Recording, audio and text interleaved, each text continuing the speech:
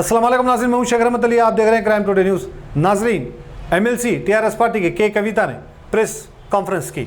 उन्होंने कहा कि भारतीय जनता पार्टी के पास अब कुछ एजेंडा नहीं रहा, कुछ मुद्दा नहीं रहा, सिर्फ और सिर्फ वो लोगों को डराने का काम कर रही है, धमकाने का काम कर रही है। ईडी को पीछे लगाया जा रहा है और जब से भारतीय जनता पार्टी इख्तियार में आई है तब से अभी तक कई हज़ार लोगों के ऊपर ईडी के छापे मारे गए, लेकिन एक भी कामयाब नहीं हो पाए।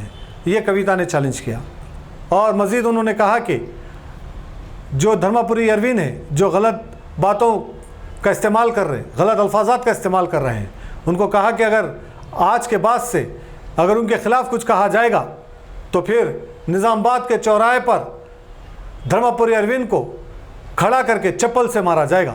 ये उन्होंने चैलेंज किया और भी कहा कि भारतीय जनता पार्टी तेलंगाना में कोशिश कर रही है अलग अलग तरीके से, लेकिन आवाम जानती है कि भारतीय जनता पार्टी का काम क्या है और यही उम्मीद से फिर एक बार टीआरएस पार्टी इख्तियार में आएगी। देखते सपोर्ट।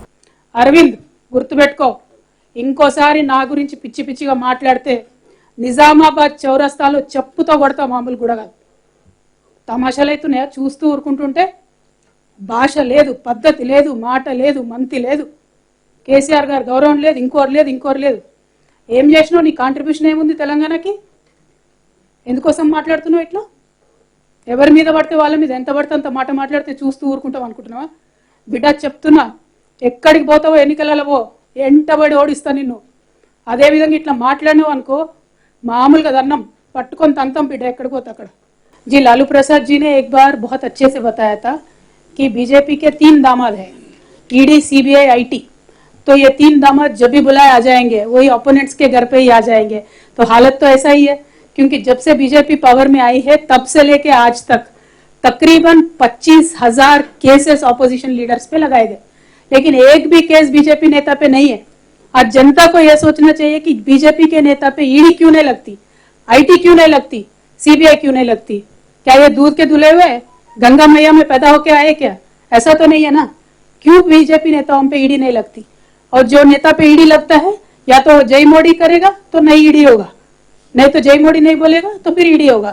ये तो ED, CBI, IT have become a washing powder Nirma kind of a concept. Nirma में नहला के बीजेपी में ले लेते हैं। तो this is what they are doing. Unfortunate situation, but there is a time. बहुत ज्यादा हो गया ये इस तरीके का राजनीति, लोगों को भी पसंद नहीं आ रहा है। बराबर लोगों से एक इनकलाब निकल के आएगा और बराबर हमारे जैसे नेता जो है, जो लोगों में हमेशा रहते हैं, हमारे साथ जनता देगी, हमारा पूरा पूरा विश्वास है। अरविंद के घर के ऊपर प्रोटेस्ट हुआ है।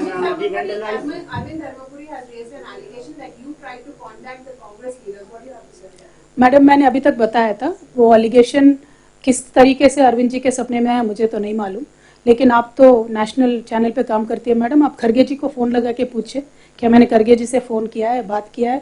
वैसे मुझे किसी भी पार्टी में ज्वाइन करने में कोई भी इंटरेस्ट नहीं है। हमारा पार्टी टीआरएस अभी बीआरएस बनाए, कल को नेशनल लेवल पे काम करेगा, हम बराबर नेशनल लेवल पे काम करेंगे। जो आज हमने तेलंगाना में विकास करके दिखाया है, वो कल के दिन पूरे भारतवर्ष में विकास करने के लिए अलग अलग मॉडल बनाएंगे, जनता के पास जाएंगे, जनता मानेगी, मदद देगी तो बराबर उनके लिए काम करेंगे।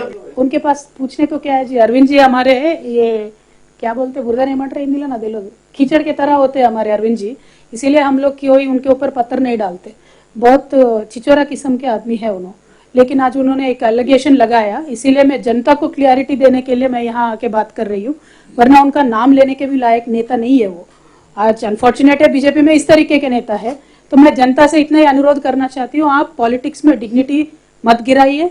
पॉलिटिक्स में अनेक तरीके के चर्चे होते रहते हैं, होने दीजिए। कोई हाँ बोलेगा, कोई ना बोलेगा, इसका ये मतलब नहीं होना चाहिए उनके ऊपर ईडी प्रयोग करो, सीबीआई प्रयोग करो, आईटी प्रयोग करो। ये जरा भी इंसाफी नहीं है, ये जरा भी एक पॉलिटिकल तरीका नहीं है। पॉलिटिक्स को पॉलिटिकली ही सामना करना पड़ेगा और हम तैयार है। Thank you so much. जय तेलंगाना।